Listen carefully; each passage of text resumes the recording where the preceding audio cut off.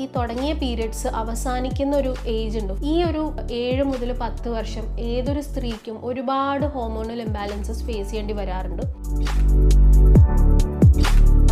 Females ഏറ്റവും കൂടുതൽ hormonal issues face ചെയ്യുന്നത് കാര്യമായിട്ട് ലൈഫിൽ 3 സ്റ്റേജസിലാണ്. ആദ്യത്തെ എന്ന് പറയുമ്പോൾ അവർക്ക് ആദ്യമായിട്ട് പീരിയഡ്സ് ആവുന്ന സ്റ്റേജ്. മുൻപൊക്കെ ഒരു 13-14 വയസ്സിലാണ് എല്ലാ പെൺകുട്ടികളും ഫസ്റ്റ് മെൻസ്ട്രുവേഷൻ ഫേസിലേക്ക് കടക്കാറ്. പക്ഷേ ഇപ്പോഴത്തെ ജനറേഷനിൽ എല്ലാവരും 8 വയസ്സ് മുതൽ 10 വയസ്സിനകം തന്നെ ആദ്യമായിട്ട് പീരിയഡ്സ് ആവുന്നുണ്ട്.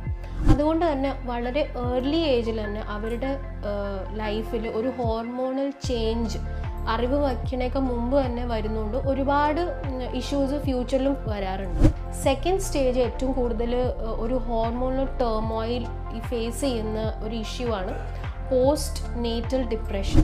ഗർഭാവസ്ഥ കഴിഞ്ഞിട്ട് ഡെലിവറി കഴിയുമ്പോൾ മെജോറിറ്റി സ്ത്രീകൾ ഒരു ഡിപ്രഷൻ ഫേസിലേക്കോ അല്ലെങ്കിൽ മെൻ്റലി എല്ലാം കൂടി ബാലൻസ് ചെയ്യാൻ പറ്റാത്തൊരവസ്ഥയിലേക്ക് പോകാറുണ്ട്. അപ്പോൾ അതൊരു ഹോർമോണൽ ഡിഫറൻസ് വരുന്ന കാരണം വരുന്ന സ്റ്റേജാണ്. മൂന്നാമത് മെയിൻ കോമൺ ആയിട്ട് കാണപ്പെടുന്ന ഹോർമോണൽ ഇംബാലൻസ് നടക്കുന്നത് പെരിമെനോപോസൽ ഫേസിലാണ്. അതായത് ഈ തുടങ്ങിയ പീരിയഡ്സ് അവസാനിക്കുന്ന ഒരു ഏജ് ഉണ്ട്, 45 മുതൽ 55 ഇയേഴ്സ് ഓഫ് ഏജ് വരെ. ഈ ഒരു 7 മുതൽ 10 വർഷം ഏതൊരു സ്ത്രീക്കും ഒരുപാട് ഹോർമോണൽ ഇംബാലൻസസ് ഫേസ് ചെയ്യേണ്ടി വരാറുണ്ട്. അതായത് മൊത്തത്തിൽ ലൈഫ് ശരിയായിട്ടല്ല പോകുന്നതെന്നൊരു ഫീലിംഗ് വരുന്നത് ഈ ഒരു ഫേസിലാണ്.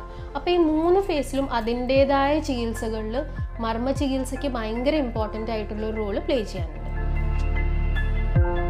സ്വാസ്ഥ്യ ആയുർവേദയിൽ ഈ 3 സ്റ്റേജസ് ഓഫ് ലൈഫിലും മർമ്മ ചികിത്സ ഉപയോഗിച്ചിട്ട് എനർജി പോയിന്റ്സ് കറക്റ്റ് ചെയ്തിട്ട് നല്ല രീതിയിൽ ഡിഫറൻസ് വരുത്താൻ പറ്റും. PCOS എന്ന ഫേസിൽ ബുദ്ധിമുട്ടുന്ന സ്ത്രീകൾക്ക് വണ്ണം കുറയ്ക്കാൻ വേണ്ടിയാണ് സ്ലിമ്മിങ് പ്രോഗ്രാംസ് ഡിസൈൻ ചെയ്തിരിക്കുന്നത്. അതായത് ഉദ്വർത്തനം, detox, diet plan and exercise routine വെച്ചിട്ടാണ് നമ്മൾ ഇതിനെ ട്രീറ്റ് ചെയ്യണം.